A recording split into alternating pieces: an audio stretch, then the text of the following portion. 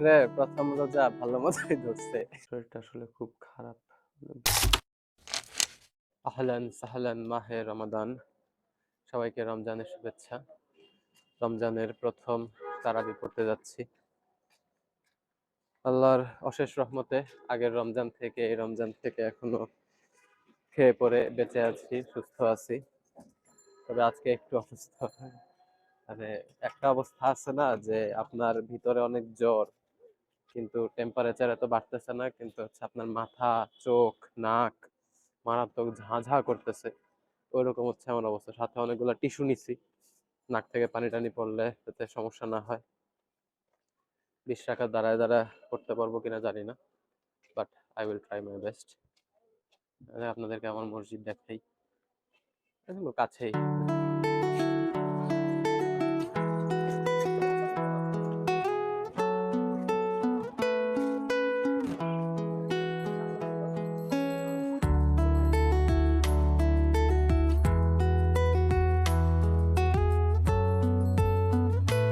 আলহামদুলিল্লাহ, রমজানের প্রথম তারাবি করে বের হয়ে গেলাম। যেটা টিস্যু নেওয়াটা একটা ভালো সিদ্ধান্ত ছিল। টিস্যু না নিলে আজকে মারাত্মক বিপদে পড়তাম। নাক থেকে এত পানি পড়তেছিল। মসজিদ আরো এসি ছাড়া, ঠান্ডা। তারপর আমি দাঁড়াইছি ফ্যানের নিচে, ফ্যানও ছেড়ে দিছি। বিরাট সংগ্রাম। নামাজ নামাজ পড়ে বের হইলাম। এখন হচ্ছে বাসায় যাবো, বাসায় যেয়ে কিছু খাবো। হ্যাঁ, আমার এখনো স্ক্রিপ্ট লেখা হয় নাই। এখনো আমার হইতেছে মন্ত্রী পরিষদের বিভাজন যেটা হয়েছে ওটা নিয়ে রিসার্চ করা দরকার, ভিডিও স্ক্রিপ্ট বানানো দরকার, ওইটা এখনো হয় নাই। প্লাস আমার 22 তারিখ পরীক্ষা, একটু পড়াশোনা করা লাগবে। অনেক কাম আমার, যা সেহরি পর্যন্তই আমার কাজ করা লাগবে। এখন যাই বাসায়, বাসায় যে হচ্ছে খেটে তারপর হচ্ছে করতে বসবো।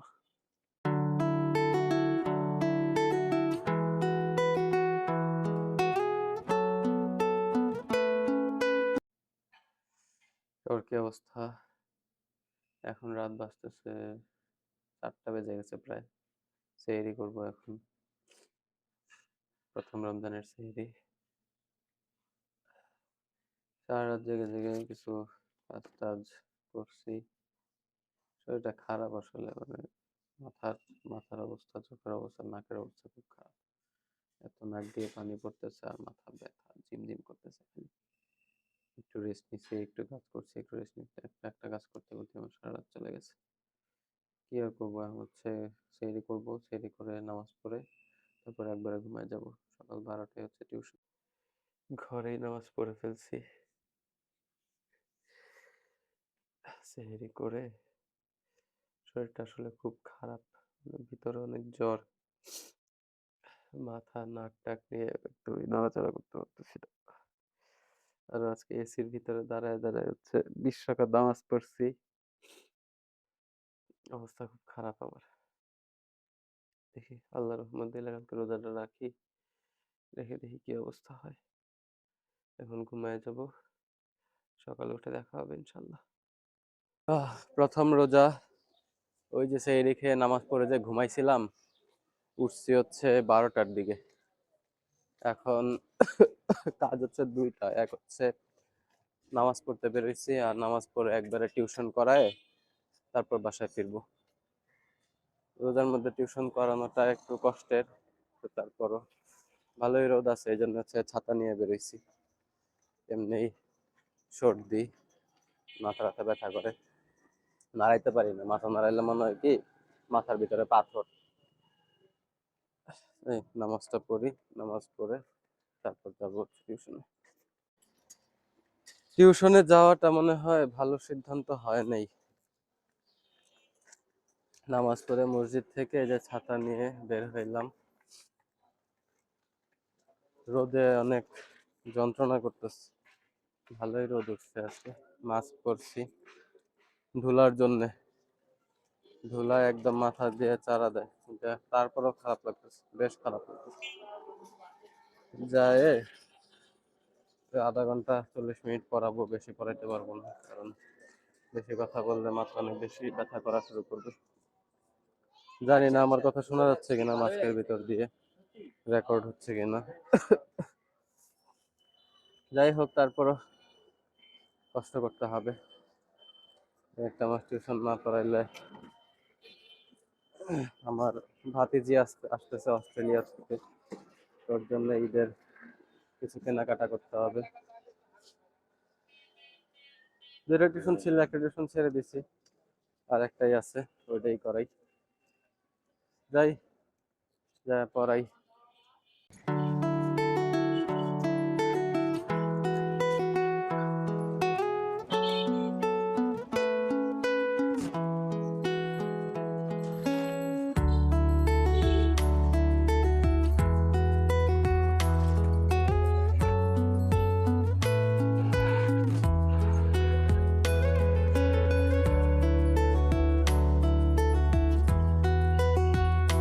টিউশন থেকে বের হয়ে গেলাম, অবস্থা খুবই খারাপ, বাঁচতেছে প্রায় 3:30। 1.5 ঘন্টার মতো পড়াইলাম।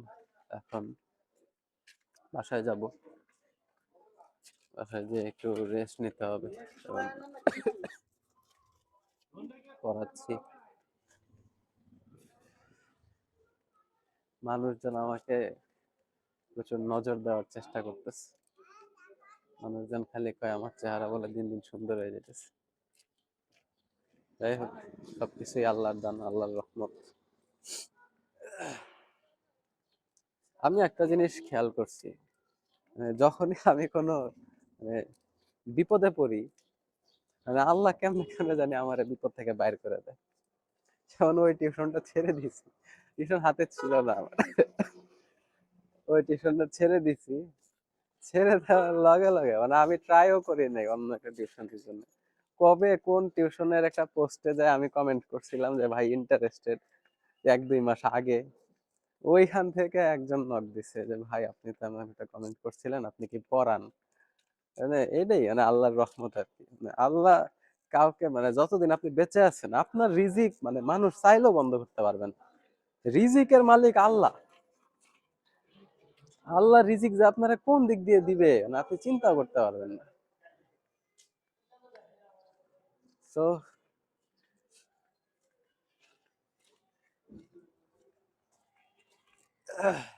বাসাবো খেলার মাঠ, খেলার মাঠের কোনায় আমার টিউশন। ছাতাটা নিয়ে এসে যে কি ভালো হয়েছে। আচ্ছা, বাসায় যাই।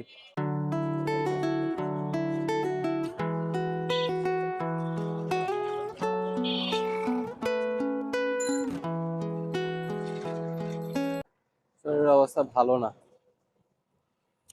সামনে ফার্মাসি আছে, ফার্মাসি থেকে ইয়া কিনবো, ঠান্ডার ওষুধ কিনবো, হচ্ছে অ্যালাট্রল। অ্যালাট্রল খাইলে আবার সমস্যা, অ্যালাট্রল খাইলে মারাত্মক ঘুম পায়। একবার আমার মনে আছে আমি অ্যালাট্রল খেয়ে সারাদিন ঘুমাইছিলাম। খাই রে ভাই, কি একটা অবস্থা।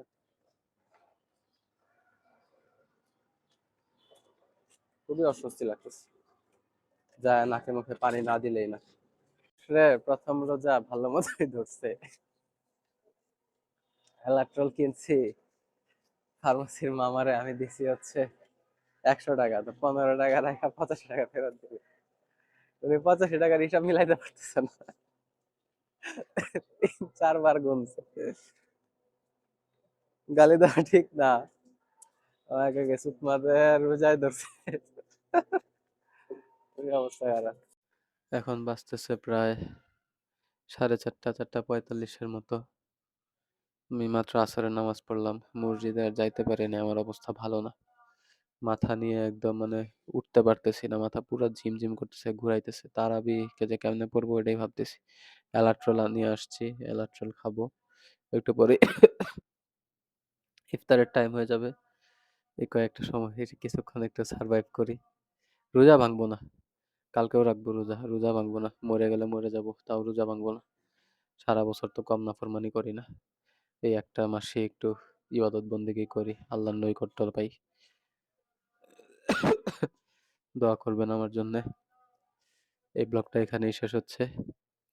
আল্লাহ হাফেজ।